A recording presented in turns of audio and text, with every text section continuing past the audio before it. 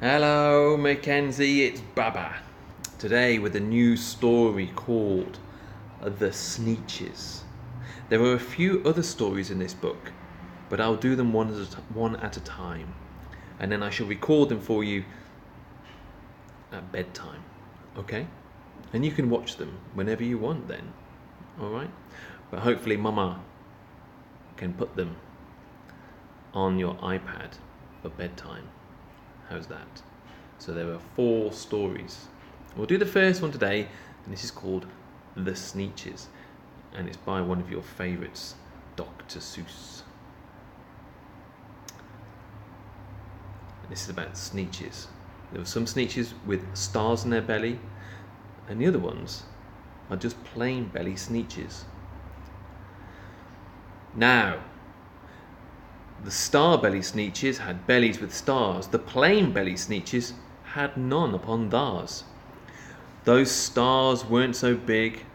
They were really so small. You might think such a thing wouldn't matter at all. But because they had stars, all the star belly Sneetches would brag, "We're the best kind of Sneetch on the beaches." With their snoots in the air, they would sniff and they would snort. "We'll have nothing to do with the plain belly sort." And whenever they met some, when they were out walking, they'd hike right on past them without even talking. When the star belly children went out to play ball, could a plain belly get in the game? Not at all. You could play in your bellies had stars, and the plain belly children had none upon theirs. When the star belly Sneetches had Frankfurter roasts or picnics or parties or marshmallow toasts, they never invited the plain belly Sneetches. They left them out in the cold, in the dark, on the beaches. They kept them away, never let them near, and that's how they treated them year after year. Then, one day, it seems, while the plain belly Sneetches were moping and doping alone on the beaches, just sitting there wishing their bellies had stars, a stranger zipped up in the strangest of cars. "My friends," he announced in a voice clear and keen, "my name is Sylvester McMonkey McBean, and I've heard of your troubles. I've heard you're unhappy. But I can fix that.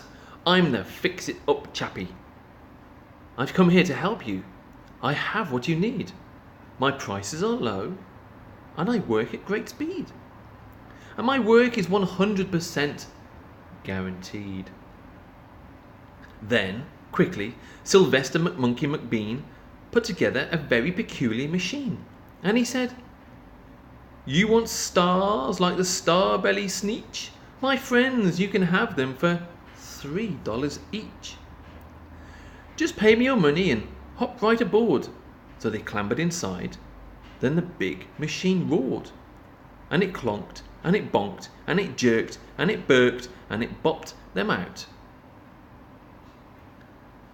But the thing really worked. When the plain belly Sneetches popped out, they had stars. They actually did. They had stars upon theirs. Then they yelled at the ones who had stars at the start, "We're exactly like you. You can't tell us apart. We're all just the same now, you snooty old smarties. And now we can go to your Frankfurter parties." "Good grief," groaned the ones who had stars at the first. "We're still the best Sneetches, and they are the worst. But now, how in the world will we know?" They all frowned. "If which kind is which, and what kind is what, or the other way round, how will we know?" Then up came McBean with a very sly wink, and he said, "Things are not quite as bad as you think.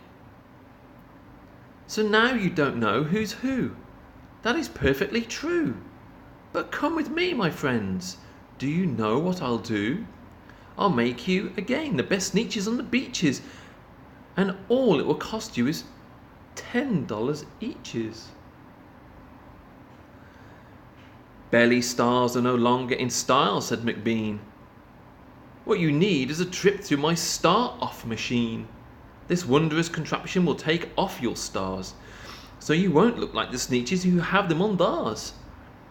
And that handy machine, working so very precisely, removed all the stars from their tummies quite nicely.